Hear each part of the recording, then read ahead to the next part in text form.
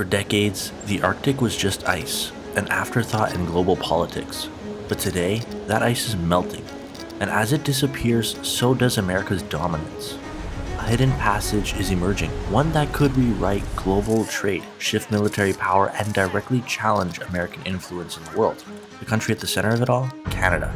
For the first time in history, Canada has the power to control one of the most valuable waterways on Earth, a choke point that could either strengthen Canada's economy or shake US power. But there's one major problem. Canada can't defend it, and that's where the real threat begins.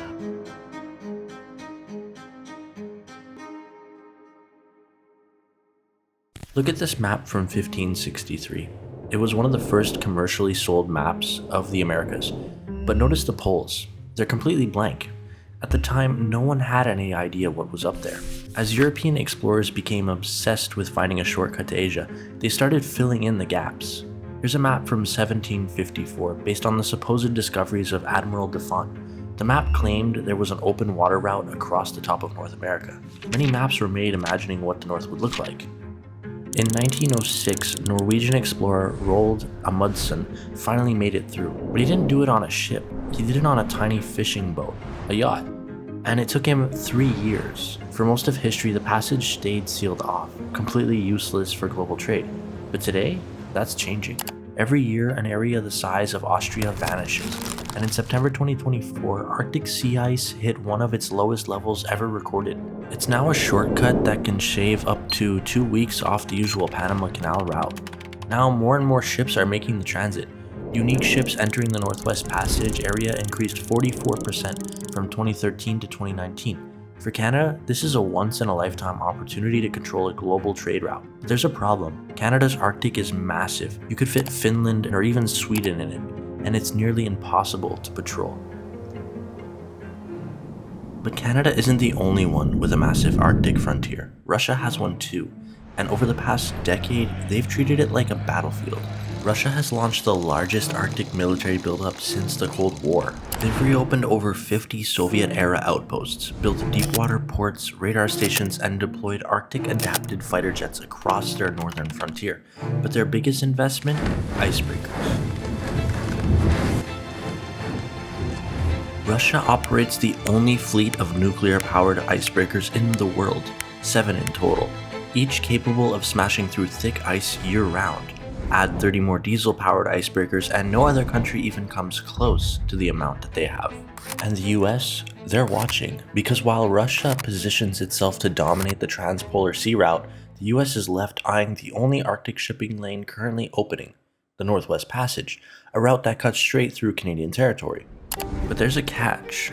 The US doesn't recognize Canada's claim to the Northwest Passage.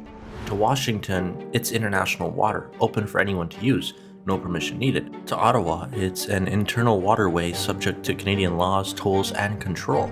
This disagreement has been going on for decades. But now, as the ice melts and shipping lanes emerge, it's no longer just a legal issue. It's about who has the power to enforce their version of the map. So where does Canada stand? Currently, the Royal Canadian Navy operates just 6 Arctic patrol ships. The Coast Guard has 19 icebreakers, but most are aging and lightly equipped. The Air Force, still flying CF-18 jets from the 1980s, are not built for Arctic warfare, and the Army, it's short more than 16,000 troops. Even though tens of thousands apply each year, outdated systems and slow security screenings clog the recruitment pipeline. But even if Canada could fill those ranks, where would it put them? Only recently has Canada planned 3 new Arctic support hubs. But those are not bases, they're just support communications and transport infrastructure. No hangars and no permanent troop housing, no hardened defense. So even if Canada wanted to defend the North, it doesn't yet have the infrastructure to do it. And this all matters now because the Northwest Passage isn't some abstract idea anymore. It's opening up in the summer months, and it's already changing global shipping. It's faster than the Panama Canal, cheaper than the Suez, and safer than the Strait of Malacca. That makes it incredibly valuable, and for Canada, it's leverage. For the US, it's a strategic liability. And that's why in March 2025, Ottawa finally made its move. A $6 billion deal to acquire Australia's Jindalee operational radar network, giving Canada long-range tracking capabilities across the Arctic for the first time. An additional $420 million was pledged for those new support hubs and to expand Arctic patrols. It's a shift, but compared to what Russia already has in place, it's a drop in the snow. And that's the real threat. If Canada can act fast, it holds the Arctic and becomes a gatekeeper for the West. But if it slips further behind, Russia or even the US may step in. Either way, Canada now holds the balance.